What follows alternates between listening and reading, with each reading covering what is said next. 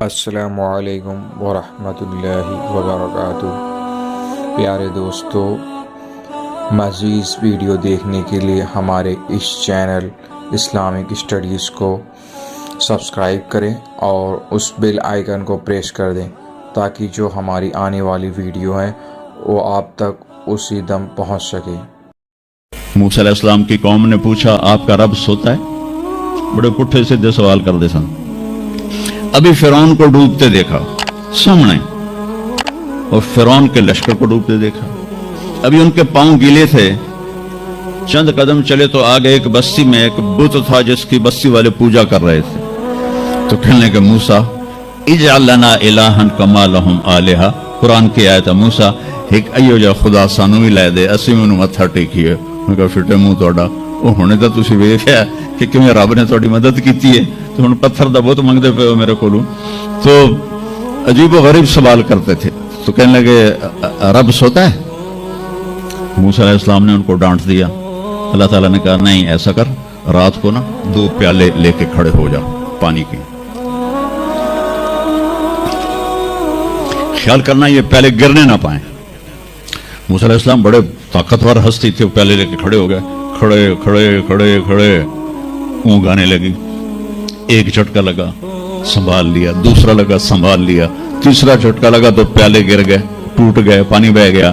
کہ موسیٰ سمجھانے کے لیے تھا، اگر تیرا رب بھی سو جائے تو یہ زمین آسمان کے پیالے ایسے ہی ٹوٹ کے بکھر جائیں گے۔ لا تأخذہ سنۃ ولا نوم، لا تأخذہ سنۃ ولا نوم، نہ وہ سوتا ہے، نہ وہ اونگتا ہے، نہ وہ کھاتا ہے، نہ وہ پیتا ہے، نہ وہ روتا ہے، نہ وہ حاجت مند ہے، نہ اس کی کوئی عمر گزرتی ہے۔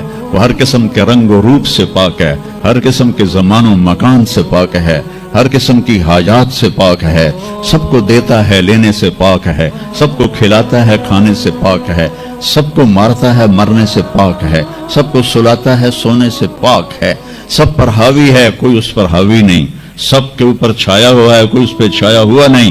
یہ ہمارے اوپر ہمارے نبی کا احسان ہے کہ انہوں نے بتایا کہ اس کائنات کا بنانے والا ایک اللہ ہے، ایک صمد احد، لم یلد ولم یولد ولم یکن له کفوا احد۔ الحمد للہ الذی بعث فی الأمیین رسولا منہم یتلو علیہم آیاتہ ویزکیہم۔ عزیز طلبہ و طالبات، آپ بہت کچھ یہاں پڑھ رہے ہیں اور ساری نسل ہماری یونیورسٹیز میں پڑھ رہی ہے۔ چند ایک ایسے سوال ہیں جن کا جواب دنیا کی کسی یونیورسٹی کے پاس کوئی نہیں، اور بڑے سے بڑے اسکالر بھی اپنے علم سے اس کا جواب دینے میں بالکل انگوٹھا چھاپ ہیں کہ اس کائنات کو کس نے بنایا ہے۔ اس سوال کا جواب دنیا کے کسی علم میں نہیں ہے۔ ہم تو شکر مسلمان ہیں تو ہمیں ماں باپ کی گود سے ہی اللہ کا تعارف ہو گیا۔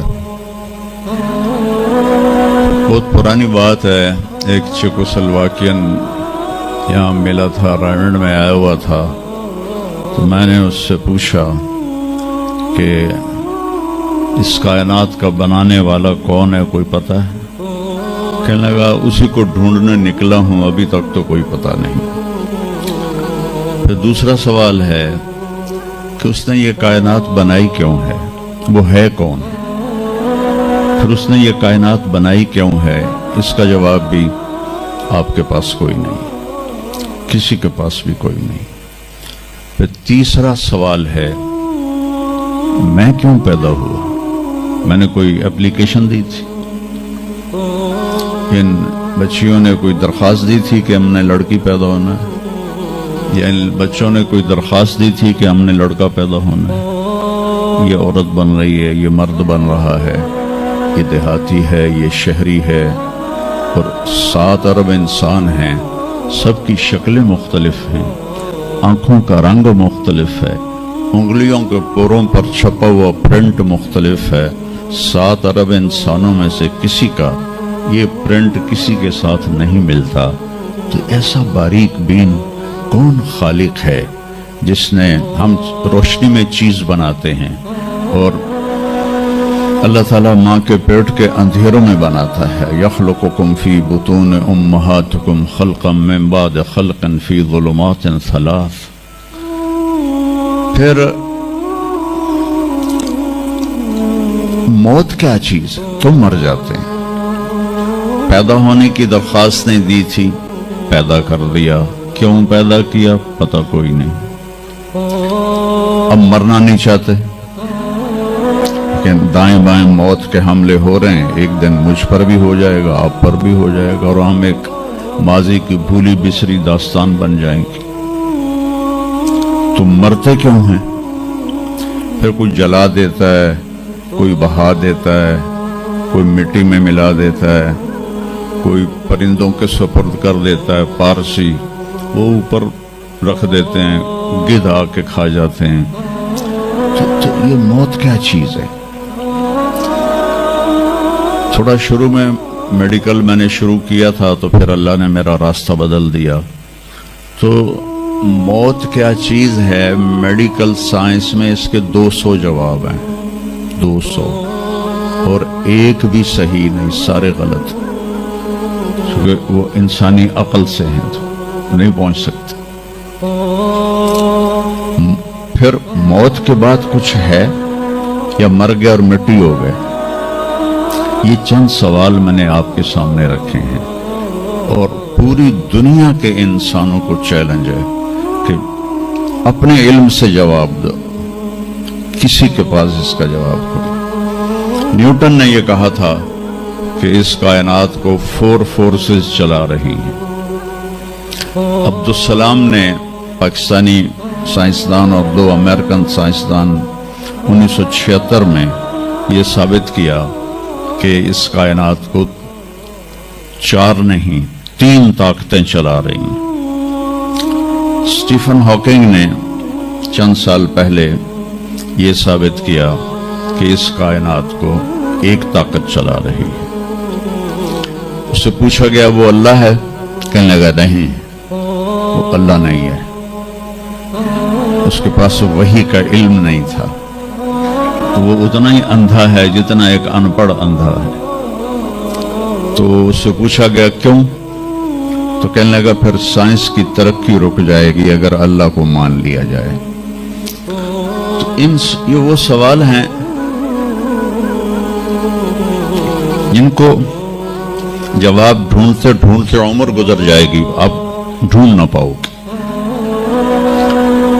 اس لیے ایک بہت بڑا طبقہ ہے جو کہتا ہے اللہ ہے ہی کوئی نہیں، یہ سب کچھ آپ ہی بن گیا ہے، اپنے آپ ہی بن گیا.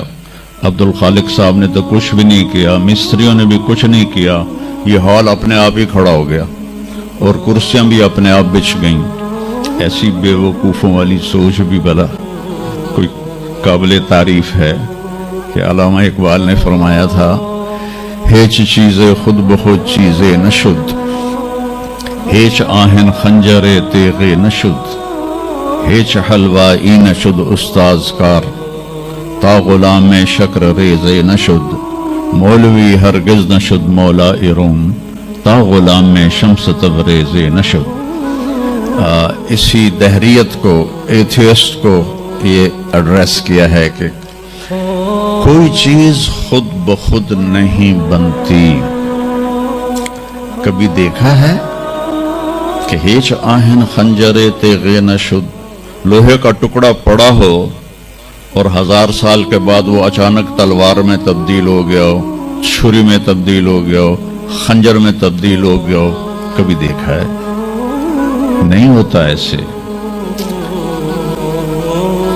کوئی حلوائی اس وقت تک مٹھائی بنا نہیں سکتا جب تک کسی استاد کے پاس بیٹھ کر لڈو کو گول کرنا نہ سیکھے. اور مولوی روم، مولانا روم نہیں بن سکتے جب تک شمس تبریز جیسی شخصیت کی صحبت حاصل نہ ہو. میں دونوں کے مزار پہ گیا ہوں، ترکی میں پونیا میں دونوں حضرات دفن ہیں، پیر بھی مرید بھی. مولانا روم کو آج شاید کوئی دھرتی پہ جانتا بھی نہ، اور میں اس यूनिवर्सिटी में उनका नाम भी ना लेता। वो एक फ़लसफ़ी आलिम थे और मंतिकी आलिम थे। वो दौर था फ़लसफ़ा और मंतिक का। मुसलमानों ने कुरान और हदीस का इल्म बहुत पसे पुश्त कर लिया था, और जो फ़लसफ़ा और मंतिक के आलिम होते थे वो बादशाहों के दरबार में बड़ी जगह पाते थे। तो उनके सामने किताबों का ढेर था उनके साथ, और इधर तालिब इल्म बैठे थे, उन्हें वो पढ़ा रहे थे, और ये किताबें कलमी नुस्खे थे, हाथ से लिखे हुए। तो शम्स तबरेज़ रहमहुल्लाह मस्जिद में दाखिल हुए नंगे पांव, और सफ़र के आसार पगड़ी पर भी, कपड़े पर भी। तो वो बड़ी सादगी से पूछते हैं कि मौलाना ये चीज़ ये क्या है? वो किताबों का ढेर। तो मैंने उसको यूं देखा तो कहे तो अनपढ़ जाए चिट्टा मैं की जवाब देवा। कहने लगे ई अस्त के तू नमी दानी, मेरे प्यारे ये वो है जो तू नहीं जानता। तो एकदम आगे बढ़े, किताबों को यूं धक्का दिया, साथ ही तालाब था, सारी किताबें तालाब में चली गई। अब नया प्रिंट निकालना आजकल तो कोई मुश्किल नहीं है, कोई परेशानी की बात नहीं है, नया प्रिंट मिल जाएगा। जिसने हाथ से सैकड़ों किताबें लिखी उनको तेरा बेड़ा गर्क। वो अनपढ़ बंदे, तू तो मेरी हयाती बर्बाद कर देती, ना मुराद होड़ा मैं दोबारा कित्थों लिख के लावांगा। वो मुस्कुराए, हौज में छलांग लगाई, और एक एक करके हर किताब खुश्क उनके सामने रखते गए, खुश्क, उससे मिट्टी निकल रही, सामने रखते गए रखते गए रखते गए। पूरा उनका जो उनकी लाइब्रेरी थी वो पानी से खुश्क निकाल कर उनके सामने रख दी। हुण मुल्ला जी की बारी आ गई, कहने लगे ई चीज तो ये क्या है? ई चीज तो ये क्या है? तो शम्स तबरेज़ बोले ई अस्त के तू नमी दानी, ये वो है जो तू नहीं जानता। जिसको अलामा रहमतुल्लाह अलैह ने कहा, मौलवी हरगिज न शुद मौला इरूम ता गुलाम में शम्स तबरेज़ न शुद। ये हमारे मुल्तान वाले शम्स तबरेज़ नहीं है, ये शम्स सब्ज़वारी हैं। शम्स तबरेज़ तो वह पूर्णिया में है, दोनों के मज़ार करीब करीब हैं, साथ साथ हैं। तो एक तबका इधर चला गया कि आप ही बन गया सब कुछ। एक धमाका हुआ था और हर चीज बन गई। वो धमाका, फर्ज करो अगर यहाँ कोई ठा कर दे, कोई पटाखा ही छोड़ दे, तो आप लोग इन दरवाजों से कैसे निकलोगे? भागते हुए कि बड़े आराम से? अब्दुल खालिक साहब दे तू ही चढ़ के जाओगे, साड़ी जान बच्चे। और अगर मैं यूं कहूं कि गंदम का ढेर पड़ा था, उसमें धमाका हुआ और गंदम उड़ती हुई बोरियों में जाके फिक्स हो गई, और बोरियां सिल गईं और ट्रक पे चढ़ गईं और मंडी में जाके बिक गईं, तो तुझी दो जुतियां मार के मैंने बाहर काट देना। एक धमाका हुआ, वो धमाका इतना काबिल था, इतना इल्म वाला था कि उससे दो ताकतें पैदा हुई, एक स्पीड की और एक मकनातीस की। तो अगर स्पीड और मकनातीस की ताकत में इक्वालिटी ना होती और 1/10 खरब सेकंड, ये एक ऑस्ट्रेलियन साइंसदान की बात मैं बता रहा हूं, एक सेकंड के तो 100 से ज्यादा हिस्से हो नहीं सकते, लेकिन उनका फर्ज करो अगर एक सेकंड के 1/10 खरब हिस्से हों, तो वो 1/10 खरब हिस्से में अगर थोड़ा सा रफ्तार और मकनातीस की ताकत में फर्क आ जाता तो सारी कायनात टकरा जाती। लेकिन ये इतनी समझदार, इतनी आला पढ़ी लिखी कायनात है कि ना रफ्तार ज्यादा हुई कि फैल के फना हो जाए, ना मकनातीस ज्यादा हुआ कि सुकेड़ के फिर जीरो कर दे। तो इस बैलेंस को खुद ब खुद कायम हो जाना, उस तो वड्डा कमला कोई नहीं, बेवकूफ कोई नहीं। जो कहता सूरज का भी एक सिस्टम बन गया, चांद का भी बन गया, गैलेक्सी का भी बन, और अपने आप चले जा रहे हैं, चले जा रहे हैं, चले जा रहे हैं। ऐसे ही रहेंगे, हमेशा रहेंगे। कुछ कहते हैं फना हो जाएंगे। यहाँ इंसान जाहिल है। इस जहालत को दूर करना सबसे पहला इल्म है। अगर मरते हुए मुझे पता चला कि यहाँ तो मामला कुछ और है, जो लौट आए तो कुछ कहना नहीं, बस देखना उन्हें गौर से जिन्हें रास्तों में खबर हुई कि ये रास्ता कोई और था। चलते चलते पता चला कि हम तो कहाँ पहुंच गए, तो उस वक्त फिर रब्बिरजिऊन के नारे कुरान कह रहा है, कहेंगे रब्बिरजिऊन, या अल्लाह वापस कर दे, लअल्ली अअमलु सालिहन, मैं बड़े अच्छे काम करूंगा। अल्लाह ने कहा कल्ला, अब नहीं हो सकता है। तो नबी जो आता है, 1,24,000 नबी ये इल्म लेकर आते हैं और वो इंसानों की इस जहालत को दूर करते हैं।